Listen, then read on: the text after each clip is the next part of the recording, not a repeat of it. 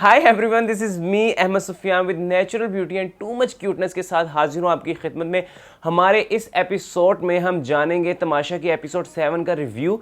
और जी हमारे होंगे मुख्तलिफ सेगमेंट जिसमें हम बात करेंगे किसने किया घर में तमाशा और कौन रहा बोरिंग, किसने उठाए इश्यूज़। ये सब कुछ जानने के लिए मिलेगा, तो चलते हैं अपने पहले सेगमेंट की तरफ। पहले सेगमेंट का नाम है बोरिंग। क्या बोरिंग रहा? देखिए, घर में सबसे बोरिंग रहा, जो पहले दिन से हमें बोर कर रहा है, वो है नुमान जी की पर्सनैलिटी। नुमान की पर्सनैलिटी ऐसी है कि वो खुद से ही सोचते हैं, खुद में ही चीज़ों को हल करते हैं और हल करने के बाद उसका इजहार करते हैं, ना कि उसका कोई इशू बन सके, ना ही मतलब उस पर कोई बात होती है। वो बस जाकर इजहार कर देते हैं कि ऐसा हुआ था। जैसे वो माहिरा के साथ इजहार कर रहे थे कि मैंने आपके बारे में इस तरह से सोचा था लेकिन आप इस तरह से नहीं हैं। तो नुमान की जो पर्सनैलिटी है वो बड़ा बोर करती है। उनका जितनी भी देर की फुटेज आती है वो लाइक ऐसे होता है कि इंसान को गुनूदगी छाने लगती है। उसके बाद नुमान लोगों से ये एक्सपेक्ट करते हैं कि उन दूसरों का पैशन जो है उनके सामने निकल कर आए, तभी वो जाकर जो है वो दूसरों को बचाएंगे या उनके लिए स्टैंड लेंगे। लेकिन नुमान का खुद का पैशन बिल्कुल भी नहीं दिखा। फर्स्ट डे ही नुमान ने ये कहा था कि मैं यहाँ देखने आया हूँ कि मैं किसी की कितनी सुन सकता हूँ। तो ये जो इलॉजिकल सी बातें हैं ना, जो आप लोगों के अंदर हैं, आप लोगों को क्लियर नहीं है कि आप लोग वहाँ पर करने क्या आए हैं। आपको दूसरों का पोटेंशियल नहीं देखना, आपका खुद का पोटेंशियल क्या है। आप वहाँ पे ये कह सकते हैं कि मेरा पोटेंशियल जिससे रत्ती भर भी मैच किया, अगर कोई मैच करता भी है उसको, तो हाँ मैं समझूंगा कि वो यहाँ पे रहने के काबिल है, क्योंकि मेरा पोटेंशियल बहुत ज़्यादा है, तो कम से कम उतना तो किसी में होना चाहिए। उसके बाद शहर शहर वहाँ पर सिर्फ एक्सरसाइज करवाने आई हैं। एपिसोड 5 के अंदर 6 के अंदर भी शहर की जो है एक्सरसाइज सेगमेंट को दिखाया गया, जबकि दिखाने की कोई ज़रूरत नहीं है। उसमें कोई एंटरटेनमेंट, उसमें कोई मसाला, उसमें कुछ भी नहीं है। वो एक बोरिंग कंटेंट है। शहर जैसे वो बात करती हैं, जैसे वो वहाँ पर अपनी एक्टिविटीज़ कर रही हैं, वो खुद बहुत बोरिंग पर्सनैलिटी हैं, फिर उनका कंटेंट जो होता है वो भी बहुत बोरिंग होता है। और फिर 5 मिनट का जो है वहाँ पर वो गाना दिखाना उमर आलम का, मुझे समझ नहीं ना वहाँ पर ऑडियंस को हंसी आई, क्या टीम जिस टीम ने उस पोर्शन को सिलेक्ट किया क्या उनको हंसी आई थी? वो मतलब क्या सोच क्या है? मतलब 24 घंटों के अंदर सारे कंटेस्टेंट जो हैं वो बहुत सारी एक्टिविटीज़ करते होंगे, क्या उनमें से ये एक्टिविटी इतनी ज़रूरी थी दिखानी? क्या हमें बोर करना बहुत ज़रूरी है? सो प्लीज़ प्लीज़ अभी भी एपिसोड 7 के अंदर जो है वो 11 से 12 मिनट का जो आपने बोरिंग सेगमेंट रखा उसको कट कीजिए। 1 घंटे की एपिसोड होती है, उसके अंदर हमें तमाशा देखना है। अगर तो तमाशा कंटेस्टेंट लगा रहे हैं तो प्लीज़ हम तक पहुंचाएं। इस सेगमेंट का नाम है इशू। इशू क्या है? इशू में ही तो तमाशा होता है। इशू ये था, आमिना अपना कोई पॉइंट नहीं जाने देती। आमिना और फ़ायज़ा के दरमियान बहस हुई, फ़ायज़ा बहस नहीं कर पाई, फ़ायज़ा उसका इशू नहीं बना पाई, वहाँ पर स्टैंड नहीं ले पाई। जबकि फ़ायज़ा ने सिर्फ इतना ही कहा था कि पतीली साफ़ है या नहीं। आमिना ने कहा मैं तो साफ़ करके जाती हूँ, पता नहीं सारे इल्ज़ामात बाद में मुझ पर क्यों आ जाते हैं। मैं ही अगर कुछ गलत हुआ है घर में तो क्या वो आमिना ने किया होगा? तो वहाँ पर आमिना जो थी बड़ी रूड थी, लेकिन फ़ायज़ा को उससे कोई उनको तो बचना है। उनको बस ये है कि मैं अगर रो दूंगी, इमोशनल ब्लैकमेल कर दूंगी ऑडियंस को, घर वालों को, तो मैं बच जाऊंगी। ऐसा नहीं हुआ है और ना ही ऐसा आगे होगा। दूसरा इशू बन सकता था जब आदि ने लाला को कहा कि मैं चाहता हूँ कि मुझे लाला के जाने पे बड़ा दुख होगा। वहाँ पे लाला चाहते तो इस बात का इशू बना सकते थे, लाला इस बात पर स्टैंड ले सकते थे कि भाई तुम क्यों चाहते हो, रीज़न दो, या तो मैं स्ट्रॉन्ग हूँ, या मैं इस घर के लिए ठीक नहीं हूँ, या मेरी एनर्जी तुम लोगों से मैच नहीं करती, मैं बुढ़ा हो गया हूँ। कुछ इस तरह का स्टैंड ले सकते थे, लेकिन लाला ने उसको बड़े मजाक से कि मैं जो है जहाँ तुम सामान रखोगे मुझे बता देना, मैं खोल के चेक कर लूँगा। तो लाला ने उस बात को मजाक में उड़ा दिया। ये इशू बहुत बड़ा बन सकता था कि आप एक कंटेस्टेंट को घर से जाने के लिए मजाक मजाक में आउट कर रहे हैं। आमिना ने कल की एपिसोड के अंदर, एपिसोड 7 के अंदर 3 जगह पे स्टैंड लिया। उसने स्टैंड लिया जब उमर ने उसको पागल औरत कहा। उमर उमर कुछ भी कहता है, मुंह से उसके कुछ भी निकलता है। वो अल्फाज जो आप अपने दोस्तों से बहुत ज़्यादा फ्रैंकनेस के बाद बोलते हैं, तब भी ख्याल रखते हैं सामने वाले के मूड का। लेकिन उमर बग़ैर दोस्ती किए, बग़ैर बहुत ज़्यादा जो है वो इन्वॉल्व हुए दूसरे को कुछ भी कह देता है। जैसे पहले episode, I think 4th episode में उन्होंने माफ़ी मांगी, उसके बाद अभी उन्होंने साइम को फिर कुछ कहा था, अभी उन्होंने आमिना को जो है वो पागल औरत कह दिया। आमिना ने तो फ़ौरन कहा कि तुम मुझे इस तरह के अल्फाज यूज़ कर रहे हो, मैं तो पहले अडॉप्टेड चाइल्ड हूँ, मुझे ये हर्ट करती हैं चीज़ें। तो आमना ने उस बात को नज़रअंदाज नहीं किया, उस बात को उसने एक दफ़ा रजिस्टर करवा दिया है। आमिना ने एक और जगह स्टैंड लिया जहाँ पर सईदा उनको कह रही थी कि आमिना जो है बहुत अच्छी है, चुपचाप अपना काम करती है, पता नहीं वहाँ पर क्यों चापलूसी का जो है वो हथियार इस्तेमाल किया जा रहा था। पर आमिना ने कहा मौका अच्छा है, जल्दी से मैं जो है अपना पत्ता फेंकती हूँ। उसने कहा जी निगा जी जो हैं वो हर जगह तो मेरी शिकायत करते रहते हैं, मैं 2 मिनट यहाँ से वहाँ हो जाऊँ तो निगा जी लोगों को जाके कहना शुरू कर देते हैं कि मैं काम नहीं करती, काम नहीं करती, काम नहीं करती। तो हमें वो फुटेज देखने के लिए मिल नहीं रही क्योंकि निगा जी को पहले दिन से ही आमिना के साथ बहुत ज़्यादा प्रॉब्लम है और वो हमें दिखकर भी सामने आई थी। कभी उसको एप्रन चाहिए था तो निगा जी को क्या प्रॉब्लम है, तो निगा जी जो है आमिना को बर्दाश्त नहीं कर पा रहे हैं क्योंकि आमिना उनके नीचे लगकर काम नहीं करना चाह रही। आमिना अपना स्टैंड रखती है, बाकी सब जो है उनको पता है कि प्रोफेशनल फील्ड में जो है निगा जी का काफ़ी उठना बैठना है, तो शायद उन लोगों पर वो चीज़ जो है वो गालिब आ चुकी है, तारी हो चुकी है। तो इस वजह से वो निगा जी को उनकी गलत चीज़ों पर भी कुछ नहीं कहते हैं। जैसे वो अपने प्रोफेशन को लेकर अपना लेवल लेकर बात करते हैं कि मैं बाहर मिलूंगा तो मैं तुम्हारे साथ ये कर दूंगा, वो कर दूंगा, जो कि सबसे गलत है, सबसे गलत वही चीज़ है। और जी मेरे नज़दीक सबसे फ़नी इशू जो बन सकता था जहाँ पर आमिना नहीं बोली जबकि उसको बोलना चाहिए था, जब आमिना ने साइम को कहा कि तुम मुझे अपनी बहन कहो। भाई भाई ओए होए होए, साइम की शक्ल देखने वाली थी, कानों से खून निकल ये अल्फाज सुनकर। और फिर जब साइम ने एंड पर आकर साइम की दोस्ती देखे, पहले तुम उसके लिए 6 घंटा वहाँ पर खड़े रहे हो, ठीक है, अब उसने अगर तुम्हें भाई कह दिया, ठीक है, अगर तुम दोस्त भी हो तो अगर उसने तुम्हें भाई कह दिया तो उसके बाद जो है तुमने उसको बचाने के लिए वोट ही नहीं किया, तुमने आमिना का नाम लिया ही नहीं। तो मुझे भी बड़ा ये फ़नी लगा, मेरे लिए तो फ़नी मोमेंट था एकदम से ये चीज़ सामने आना के साइम। लेकिन वो फुटेज भी हमें देखनी चाहिए, दिखानी चाहिए, बल्कि इन्हें टीम को हमारी दरख्वास्त है कि ऐसी जो ज़रूरी फुटेज होती है जहाँ पर साइम ने अंडरस्टैंड लिया होगा कि मैं आमिना को क्यों नहीं बचा रहा हूँ, वो रीज़न, वो चीज़ खुलकर सामने नहीं आई। लेकिन फिर भी ये मोमेंट जो था वो बहुत फनी था। इस सेगमेंट का नाम है ड्रामेबाज। ड्रामेबाज वो बंदा जो मतलब कि करता कुछ है, दिखाता कुछ है, करना कुछ चाह रहा है, सिर्फ ड्रामेबाजियाँ लगाई हैं। उसके अंदर सबसे पहला नाम इस एपिसोड के हवाले से आएगा नुमान का। नुमान ने खुलकर ड्रामेबाजियाँ की हैं। अगर तो आपको फ़ायज़ा को बचाना है तो आप फ़ायज़ा को वोट करें।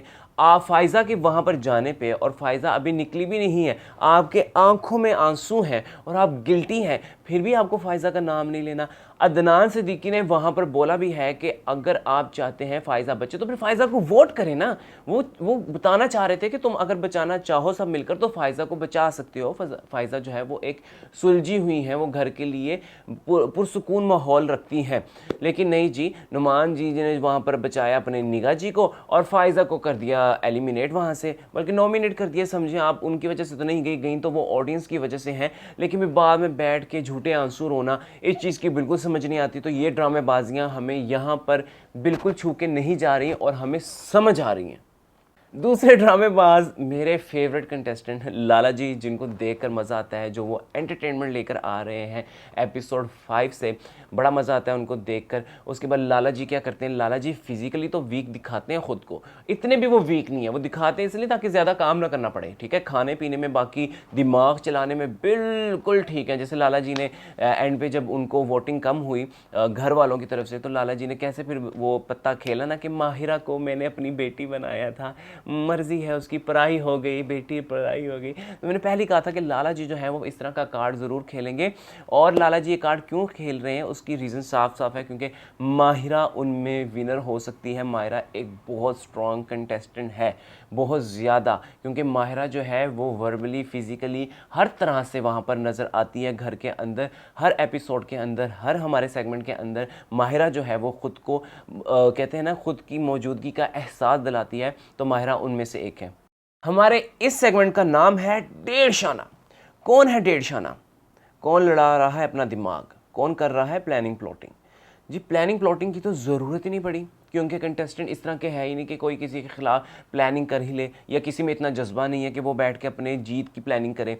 वहाँ पर जो अच्छा रहा मुझे, मेरे ख्याल से जो अपना दिमाग का इस्तेमाल कर रहा है, आदि ने क्या डेढ़ शानी की। उसने कहा कि लाला जो है बस यहाँ से जा रहे हैं। ये जो आप लोग बार बार कह के लाला को निकालें, लाला जाने वाले हैं, लाला अल्लाह हाफिज़, लाला का बैग ले आओ, लाला के जाने पे दुख होगा, ये आप ऑडियंस के दिमाग में फीड कर रहे हैं कि लाला को घर जाना चाहिए। एक तो लाला ने अपनी जो शुगर की बीमारी है उसको इतना बढ़ा चढ़ा के बता दिया है कि ऑडियंस भी सोचती होगी कि लाला तो फिजिकली वीक है, इनको ये तो आगे अच्छा एंटरटेन ही नहीं कर सकते। तो हर चीज़ की एक लिमिट होती है, उसको इतना ना रजिस्टर्ड करवाएं कि दूसरों को वो आप ही के लिए प्रॉब्लम बन जाए और दूसरे उसकी वजह से आपको वोट ना करें।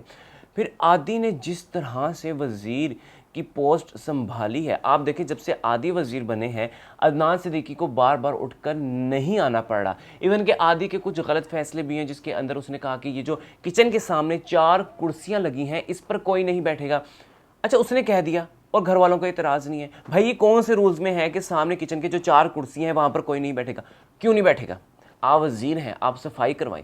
आप जो 3 टीमें बनी हैं 4-4 बंदों की, उनसे उनके काम लें, बस इतना ही तो काम है आपका। या आपका जो वहाँ के बादशाह अदनान सिद्दीकी हैं उनका हुक्म मानना है। बाकी ये आप रूल्स नहीं डिसाइड करेंगे कौन कहाँ बैठेगा, कौन कहाँ नहीं बैठेगा। लेकिन घर वालों को भी इससे कोई प्रॉब्लम नहीं थी, लेकिन आदि जो है अपना काम बेस्ट कर रहे हैं। डेढ़ शानी सबसे ज़्यादा किसकी काम आई? सबसे ज़्यादा डेढ़ शानी काम आई निगा जी की। निगा जी का जो चापलूसी वाला और जो मीठापन है वो उनको बचा गया। निगा जी ने एंड पर घर वालों से लिए सबसे ज़्यादा वोट और वो हो गए सेफ। यही होना था, निगा जी ने ही सेफ होना था, क्योंकि निगा जी को सिर्फ और सिर्फ आमिना से मसला है और किसी से मसला नहीं है। उनको इतनी चापलूसी करनी है कि उमर आलम जो है उनको हर वक्त, हम जो देखते हैं उमर आलम उनको 2 एपिसोड में 2 डे से इतना इरिटेट कर रहा है, इतना इरिटेट कर रहा है, लेकिन उसको उस पर भी रिएक्ट नहीं करना। अगर रिएक्ट करना है तो भी गलत तरीके में करना है। अपना आप बताना है कि अगर तुम मुझे प्रोफेशनल फील्ड में मिले तो मैं तुम्हारे साथ वो करूँगा। हम इस पर भी बात करेंगे, लेकिन निगा जी को जो है वो डेढ़ शानी जो उन्होंने चापलूसी वाला एक फैक्टर अपनाया हुआ था वो काम आ गया और वो सेफ हो गए। So very good. आपको बचना ज़रूरी है घर में रहने के लिए। अगर आपने दिखना है तो बचना ज़रूरी है, और बचने के लिए आपको प्लानिंग की ज़रूरत है। तो आपने जो चापलूसी की प्लानिंग की, जो कि कमज़ोर इंसान की निशानी है, लेकिन वो काम आई, अभी आपके काम आई। हमारे इस सेगमेंट का नाम है टास्क। टास्क टास्क दिया गया जी, बड़ी बात है। आपको 1 वीक के अंदर अंदर 4 मौके दिए गए जिसके अंदर आप खुद को नॉमिनेशन से बचा सकते हैं, और ये आखिरी मौका था। अभी वहाँ से चंद घंटों के बाद कोई ना कोई बंदा वहाँ से एलिमिनेट होने वाला था। मुझे समझ नहीं आई कि उमर आलम ने नुमान के पास जाकर अपील क्यों नहीं की, क्यों नहीं की?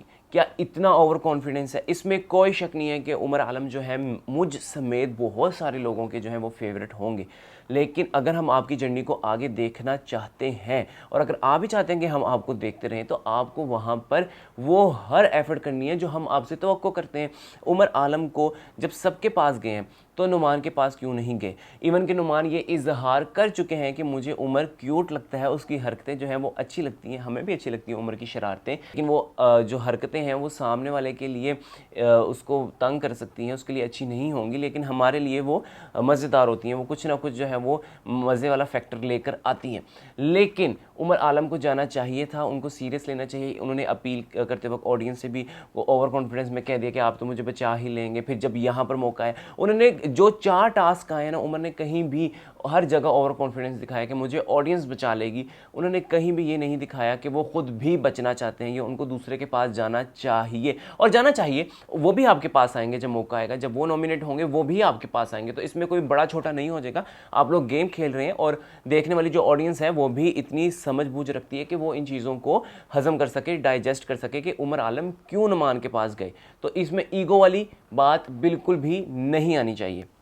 हमारे इस सेगमेंट का नाम है चक्कर। कौन किसको चक्कर दे रहा है? घर में तो अभी तक सिर्फ एक चक्कर चल रहा था, वो था साइम, जो ऐसे ऐसे घूरता रहता है, बस ऐसे ऐसे ऐसे, ठीक है। और उसके बाद चुलबुली आमिना और साइम के दरमियान जो चक्कर चल रहा था, उसको आज सुबह में ही आमिना ने जो है वो फुल स्टॉप लगा दिया, ये कहकर साइम भैया। साइम का मुंह देखने वाला था। मतलब जिस बंदे ने 6 दिन से ये प्लानिंग की हो कि मैंने किस यहाँ पर जो है वो फीमेल के साथ जो है चक्कर चलाना है और घर में टिके रहना है, और वही मुझे भैया कह दे, क्योंकि आमिना के अलावा साइम के चक्कर में कोई भी नहीं आने वाली। बाकी सब बहुत ज़्यादा मैच्योर है, माहिरा, मरीहा, ये सब तो नहीं आएंगी बिल्कुल भी। फ़ायज़ा आ सकती थी, फ़ायज़ा निकल चुकी हैं और आमिना भी अब उनके हाथ से निकल चुकी हैं, तो इस चक्कर का कोई फ़ायदा नहीं। हमारे इस सेगमेंट का नाम है hero of the day.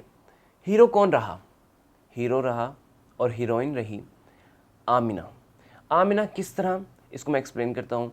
Amina की जो एफर्ट थी, पहले तो उन्होंने कहा कि मुझे किसी से वोटिंग की ज़रूरत नहीं है, आप लोगों ने मुझे बचाना बचाएं, नहीं बचाना ना बचाएं। लेकिन बाद में आमिना ने जिस तरह कहा आमिना आमिना आमिना सपोर्ट करो आमिना, मतलब कि वो चीज़ हम तक पहुंच कर रही, उसकी जो एनर्जी थी वो हम तक टीवी स्क्रीन के थ्रू पहुंची है। और उसके बाद आमिना का बार बार जगह जगह पे जाके कहना, उसने बिल्कुल उसने बताया कि मैं रहना चाहती हूं और मुझे आपने वोट करना है। उसके बाद लाला की एफर्ट बहुत अच्छी थी। लाला ने इमोशनली जा के जिस तरह सबको ब्लैकमेल किया है कि मुझसे कोई गलती हो गई हो तो मुझे माफ़ कर देना, मुझे माफ़ कर देना।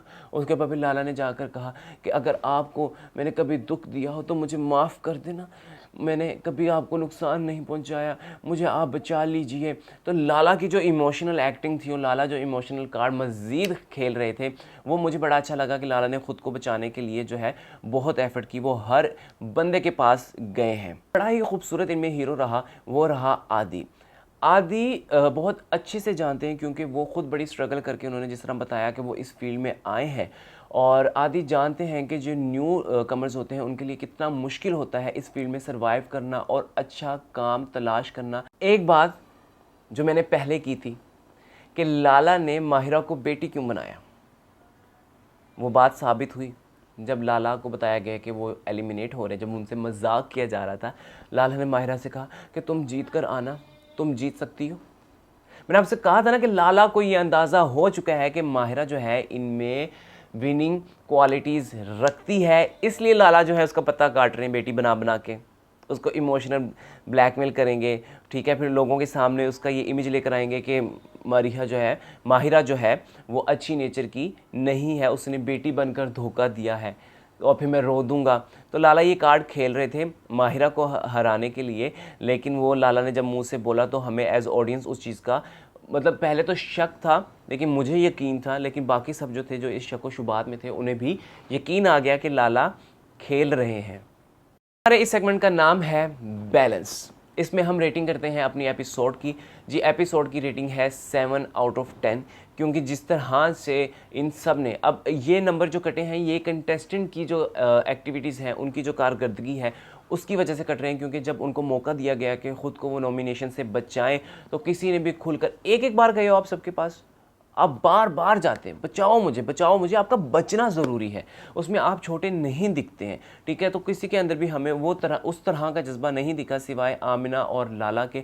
बाकी जो 3 कंटेस्टेंट थे वो बहुत ठंडे रहे, उनको तो वोट मांगते हुए भी मतलब कि शर्म आ रही थी। निगाह जी बस जाकर कह रहे थे कि आपको मुझे देना है, अगर आप दे देंगे तो हम यहाँ भी वैसे हैं, बाहर भी वैसे हैं। ये जो बाहर की बात होती है ना, ये मुझे बहुत इरीटेट करती है। तो इस तरह जो है, और सबसे अच्छी बात कि अब हमें पता लग जाता है कि अदनान सिद्दीकी ने आना है, तो हम फटाफट से जो पहले के 3 मिनट हैं वो काट देते हैं। हमें पता है वहाँ पर एडवर्टीजमेंट होनी है, उसके बाद हम सुनना शुरू करते हैं उनका बयान। जी ये था हमारी आज की एपिसोड के बारे में रिव्यू। उम्मीद करते हैं कि आप लोगों को पसंद आया होगा। आपकी जो भी राय हो नीचे कमेंट सेक्शन के अंदर जाकर आप उसका इजहार कर सकते हैं। और अगर आप भी हमारे इस सेगमेंट का हिस्सा बनना चाहते हैं तो हमारे नीचे डिस्क्रिप्शन के अंदर जो लिंक दिए हैं इंस्टा के और फेसबुक के, इन दोनों लिंक्स पर आकर आप हमें जो है अपना कॉन्टैक्ट नंबर शेयर कर सकते हैं। इसके अलावा जीमेल पे भी आकर अपना जो है वो कॉन्टैक्ट नंबर शेयर कर सकते हैं। इसी के साथ साथ इजाज़त दीजिए, अल्लाह हाफिज़।